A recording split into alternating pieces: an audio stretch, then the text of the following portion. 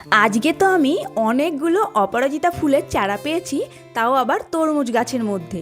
এখানে দেখো কত কত অপরাজিতা ফুলের চারা হয়েছে। কেন হয়েছে সেটাও তোমাদের বলছি।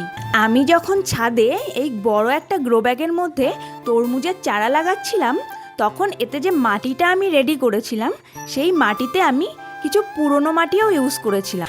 আর ওই পুরনো মাটিতেই আগেও একটা এই অপরাজিতা ফুলের চারা লাগানো ছিল, যেখানে অনেক ফুল হয়েছিল, অনেক বীজও হয়েছিল। সেগুলোই ওই মাটিতে পড়েছে, আর সেখান থেকেই তো এত এত চারা হয়েছে।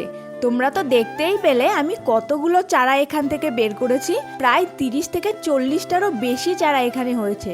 আর সব চারাগুলোর অবস্থাই এত হেলদি ছিল যে আমার একটাও ফেলতে ইচ্ছা হয়নি। তাই আমি বাড়ির চারিপাশে সবগুলো লাগিয়ে দিয়েছি।